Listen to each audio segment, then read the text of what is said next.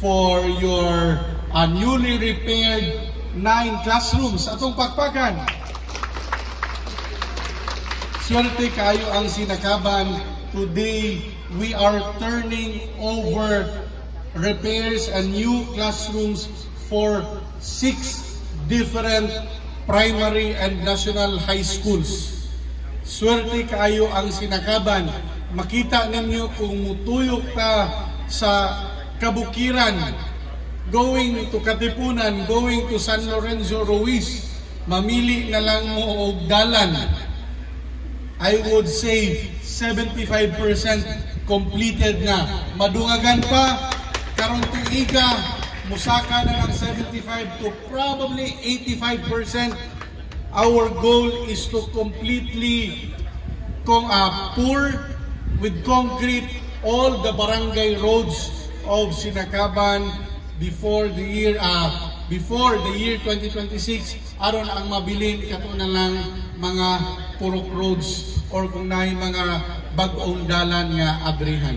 So, padayon ang atong pagpaningkamot that we will be able to give the best and the maximum projects and services sa katawhan, labi na dinhi sa segundo distrito.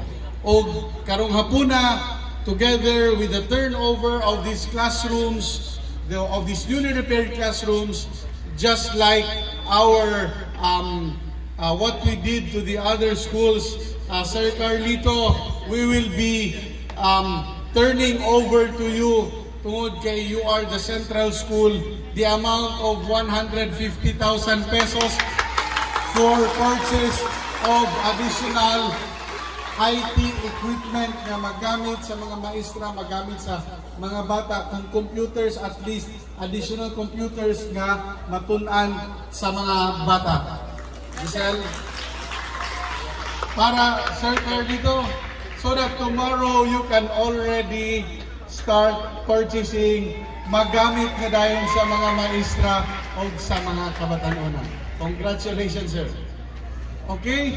So, again, we still have 2 more schools to visit here in Sinakaban and another school in Clarin. So, in behalf sa Team Asenso, sa ngalan sa atong Gobernador Henry Waminal, kay Mayor Delio Lood, sa tibuok Team Asenso Misamis Occidental, Asenso Pinoy, ato ang Mayor sa Ozamis, incoming Congressman Indy Waminal, makalaon mo nga padayon ang atong pagpaningkamot nga makabot nato ang tinud-anay nga Asenso Misamis Occidental. Before we go, please enjoy